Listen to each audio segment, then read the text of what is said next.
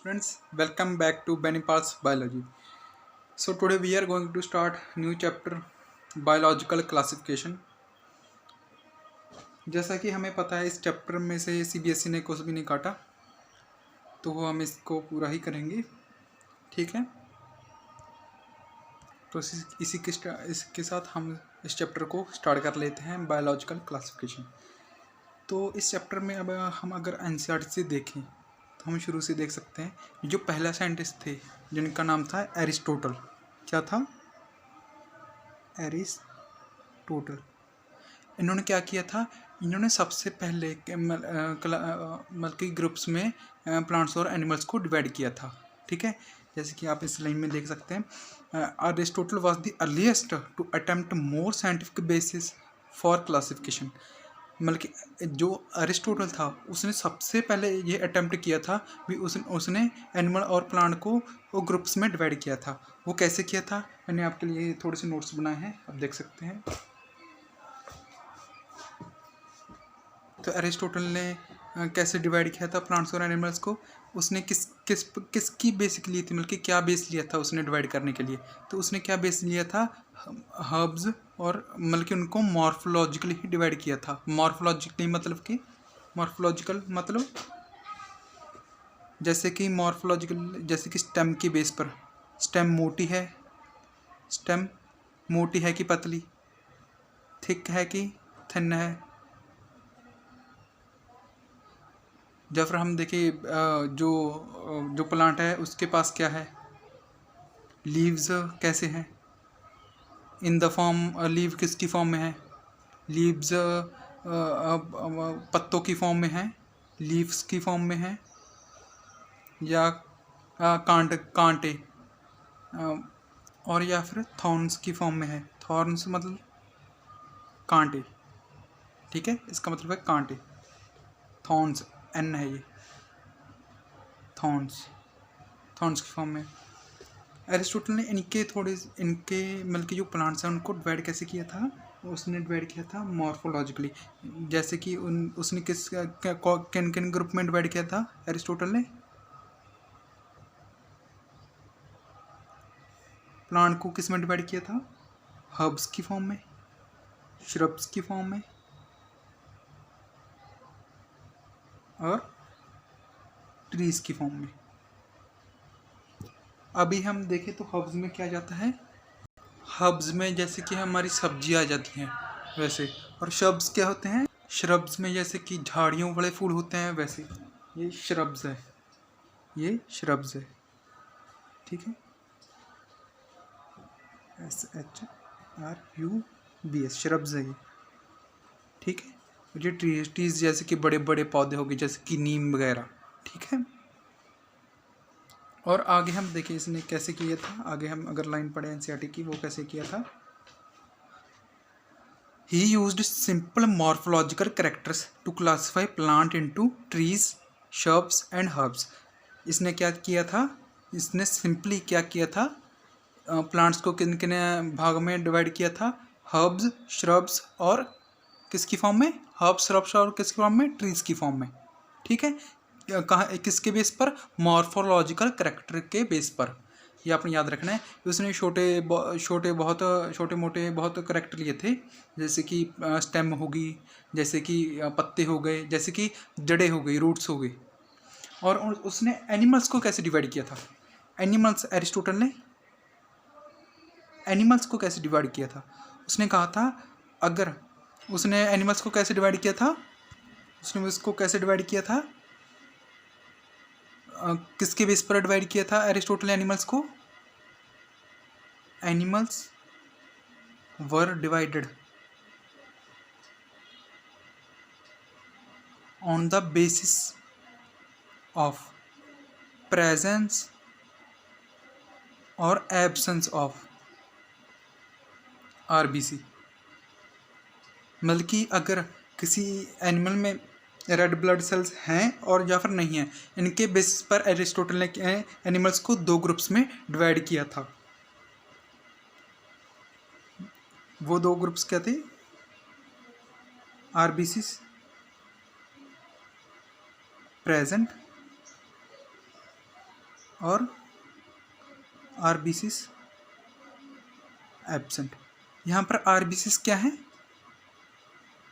Red blood sales, red blood cells, ठीक है, जो खून के सेल्स होते हैं, जो हमें वो लाल लाल सा, भाई हमें कोई चोट लग जाती है, वो खून नहीं निकलता, ब्लड निकलता है, उसमें अगर कोई कट लग जाए तो वो हमें लाल लाल सा जो उसमें होता है ना, उसमें छोटे छोटे से सेल होते हैं उस खून में। अगर वो सेल्स में, अगर उस खून में ये मतलब कि रेड ब्लड सेल्स प्रेजेंट हैं तो वो आरबीसी प्रेजेंट के ग्रुप में आएंगे, और अगर उसमें नहीं है तो आरबीसी एब्सेंट के ग्रुप में आएंगे, ठीक है। तो आगे हम देखें, ये वाला जो है ना, इसकी कुछ लिमिटेशंस थी, क्योंकि इसमें हम देखें, इसने सिंपल मॉर्फोलॉजिकल कैरेक्टर देख लिए थे और सिंपल एनिमल देख लिए थे। इसने इसके अंदर लिमिटेशंस बहुत थी, इसके जो क्लासिफिकेशन की थी, इसके अंदर लिमिटेशंस बहुत थी। लिमिटेशंस ऑफ एरिस्टोटल, इसके अंदर लिमिटेशंस बहुत थी, ड्रॉबैक्स कहते हैं जिसको हम, इसके अंदर ड्रॉबैक्स बहुत थे, मतलब कि इसके ने जो हमें क्लासिफिकेशन दी थी उसमें बहुत सारी कमियां थी। वो कमियां कैसे थी? जैसे कि अगर हम देखें, इसने प्रोकैरियोट्स एंड यूकैरियोट्स को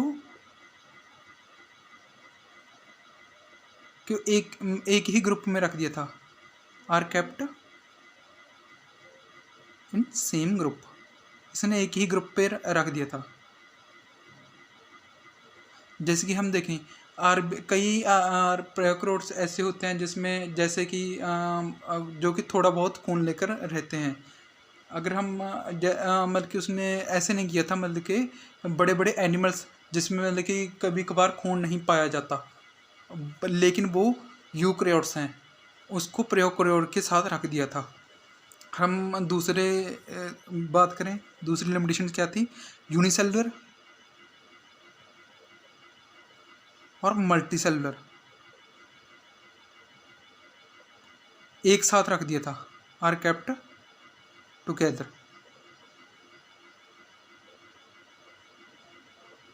इन दोनों को एक साथ रख दिया था। अगर हम देखें, यूनिसेलुलर क्या होते हैं? जिसमें एक सेल हो, मल्टी सेलुलर जिसमें बहुत सारे सेल हों, जैसे कि हम मल्टी सेलुलर हैं क्योंकि हम एक से ज़्यादा सेल से बने हुए हैं। लेकिन कई ऐसे ऑर्गेनिज्म होते हैं जो सिर्फ एक सेल के बने होते हैं, सिर्फ एक सेल के बने होते हैं। उन ऑर्गेनिज्म को हम क्या कहते हैं? यूनिसेलुलर में जैसे कि अमोइबा, पैरामीशियम वगैरह इसमें ही आ जाते हैं, ठीक है। प्रोकैरियोट्स क्या होते हैं? अगर हम आपको बताएं प्रोकैरियोट्स क्या होता है। प्रो का मतलब क्या होता है? एब्सेंट। इसमें प्रो का मतलब है एब्सेंट इसमें। और कैरियोट्स का मतलब क्या होता है? कैरियोट का मतलब क्या होता है? न्यूक्लियस। और यू का मतलब क्या होता है? प्रेजेंट। कैरियोट्स का मतलब क्या होता है? न्यूक्लियस।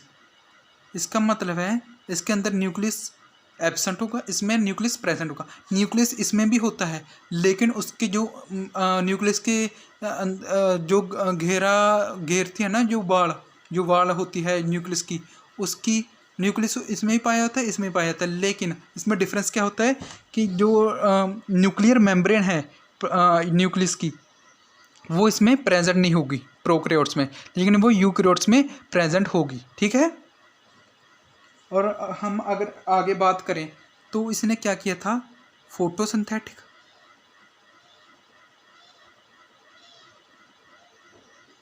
और नॉन फोटो सिंथेटिक को एक साथ रख दिया था, आर केप्ट टुगेदर। इनको भी एक साथ रख दिया था। जैसे कि कई ऑर्गेनिज्म होते हैं, अगर हम देखें जो पेड़ पौधे होते हैं उसको उसने क्या किया था? कई ऑर्गेनिज्म होते हैं जैसे कि हम हैं, हम फूड नहीं बना सकते। और अगर हम बात करें प्लांट्स में बात करें, उसने फोटोसिंथेटिक और नॉन फोटोसिंथेटिक को एक साथ रख दिया।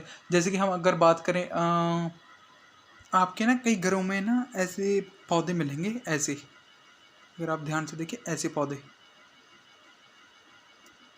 ऐसे पौधे मिलेंगे। ऐसे प्लांट्स होते हैं ना, ये कैसे होते हैं, ये नॉन फोटोसिंथेटिक होते हैं ऐसे प्लांट्स। और जैसे हमारे नीम जैसे प्लांट्स, इनको एक साथ रख दिया था इसने एरिस्टोटल ने। तो उसने क्या किया था, फोटोसिंथेटिक और नॉन फोटोसिंथेटिक को क्या कर दिया था, एक साथ रख दिया था। फोटोसिंथेटिक मीन्स जैसे कि जो फूड बनाते हैं, नॉन फोटोसिंथेटिक जो अपने आप फूड नहीं बना सकते। फोटोसिंथेटिक मीन्स जो अपने आप फूड बना सकते हैं, नॉन फोटोसिंथेटिक जो अपने आप फूड नहीं बना सकते। ठीक है, तो फोटोसिंथेटिक और नॉन फोटोसिंथेटिक एक साथ रख दिए थे। अगर हम बात करें आगे, तो उसने क्या किया था, ऑटोट्रॉफ्स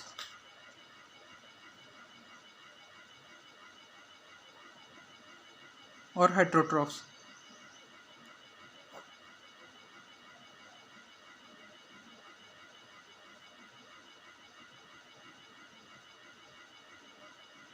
को एक साथ रख दिया, आर केप्ट टुगेदर। यहाँ पर फोटोसिंथेटिक का मतलब होता है जैसे कि जो सनलाइट को लेकर अपना फूड बनाते हैं। जो नॉन फोटोसिंथेटिक जो सनलाइट को लेकर अपना फूड नहीं बना सकते। जैसे कि हम अगर एग्जांपल लें, तो अगर मैंने आपको अभी पिक्चर दिखाई कि इसका नाम है गोस्ट प्लांट। ठीक है, ये इसके अंदर क्लोरोफिल नहीं प्रेजेंट होती, इसको इसलिए इसको क्या कहते हैं, नॉन फोटोसिंथेटिक कहते हैं। और ऑटोट्रॉफ्स क्या होते हैं, जो अपना फूड खुद बनाते हैं। और जो हेटेरोट्रॉफ्स जो किसी पर डिपेंड होते हैं फूड के लिए। ठीक है, तो अब हमने ये क्या अभी किसके बारे में बात की थी, एरिस्टोटल।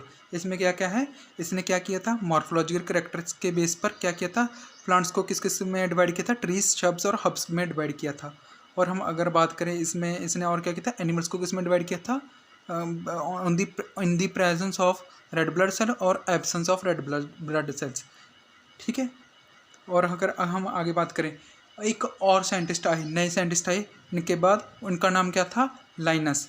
लाइनस जो हमने आपको पहले पढ़ाया था, Carolus Linnaeus in previous chapter. ठीक है, ये वही साइंटिस्ट हैं। इन्होंने क्या दिया था, टू किंगडम क्लासिफिकेशन दी थी, सिस्टम ऑफ क्लासिफिकेशन दिया था, kingdom Plantae and kingdom Animalia. इसमें इसने क्या किया था, kingdom was developed in that include plants and animals. Kingdom plant में क्या था, प्लांट्स इंक्लूड थे, और एनिमल्स में क्या था, एनिमिलिया में क्या था, किंगडम एनिमिलिया में क्या था, एनिमल्स इंक्लूड थे, जैसे इनका नाम रेफर कर रहा है। ठीक है, this system did not distinguish between the eukaryotes and prokaryotes. लेकिन इसकी भी कुछ लिमिटेशंस थी, जो कि बिल्कुल सेम थी, ऐसी ही लिमिटेशन थी। जैसे कि वो प्रोकैरियोट्स को यूकैरियोट्स को एक ही ग्रुप में रख दिया था, यूनिसेलुलर और मल्टीसेलुलर ग्रुप एक ही ग्रुप में आ गए थे, फोटोसिंथेटिक और नॉन फोटोसिंथेटिक भी एक ही ग्रुप में आ गए थे। लेकिन ऑटोट्रॉफ्स और ऑटोट्रॉफ्स भी एक ही ग्रुप में आ गए थे, इसकी भी यही लिमिटेशन थी। ठीक है, जैसे कि यहाँ पर लिखा हुआ है, this system did not distinguish, मतलब कि इसने भी अलग ही नहीं किया था, इसने भी यूकैरियोट्स और प्रोकैरियोट्स को एक ही ग्रुप में रख दिया था, यूनिसेलुलर और मल्टीसेलुलर को भी एक ही ग्रुप में रख दिया था। ठीक है, और फोटोसिंथेटिक एंड नॉन फोटोसिंथेटिक, जो ग्रीन एल्गे होते हैं वो फोटोसिंथेटिक होते हैं, जो फंजाई जैसे होते हैं नॉन फोटोसिंथेटिक होते हैं। ठीक है, इनको भी एक ही ग्रुप में रख दिया था, बिल्कुल वैसे ही लिमिटेशंस हैं जैसे कि एरिस्टोटल की थी। ठीक है, आप ये गलत मत समझना भी, मैंने ये आपको गलत करवाया, ये सही है। अगर एरिस्टोटल की लिमिटेशंस पूछी तो ये सही है, आपको यही लिखनी पड़ेंगी। ठीक है, ये इसमें मेंशन की नहीं की हो, लेकिन दोनों की लिमिटेशंस एक ही हैं। लेकिन इसमें एक और भी लिमिटेशन थी लाइनस के ग्रुप में। ठीक है, लाइनस की क्लासिफिकेशन में, वो क्या थी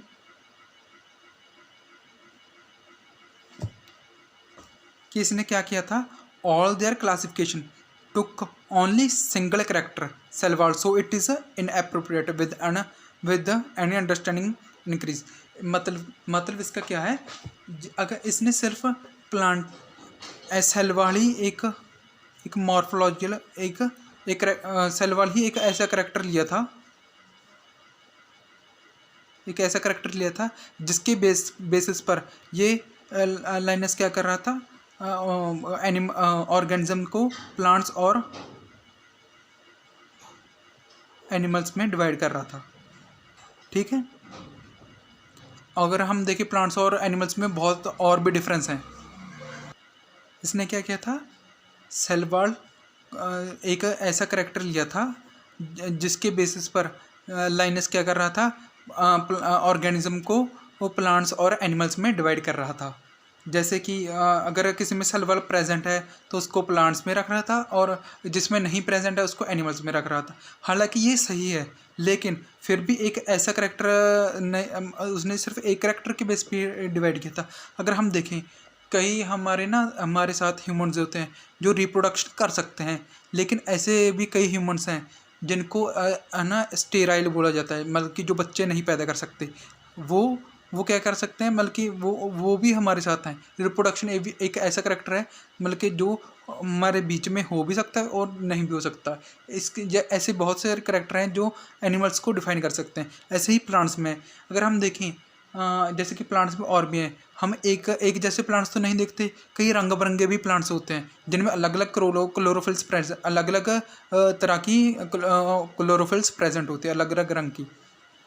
ठीक है, तो हम आगे इसमें क्या लिमिटेशन थी, ये चारों और एक एक्स्ट्रा भी थी इसमें लाइनस की क्लासिफिकेशन में। ठीक है, और अगर इनके बाद ना एक और साइंटिस्ट है।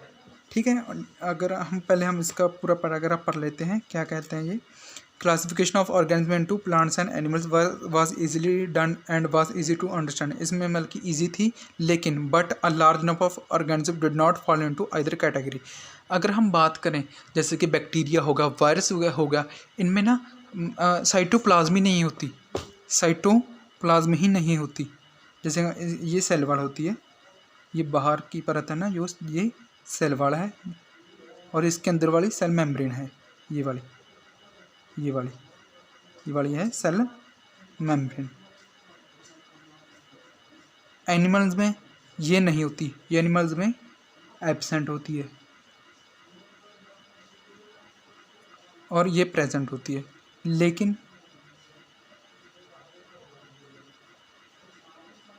ये प्लांट्स में प्रेजेंट होती है। ये भी प्लांट्स में प्रेजेंट होती है, ये दोनों ही प्लांट्स में प्रेजेंट होंगी। ठीक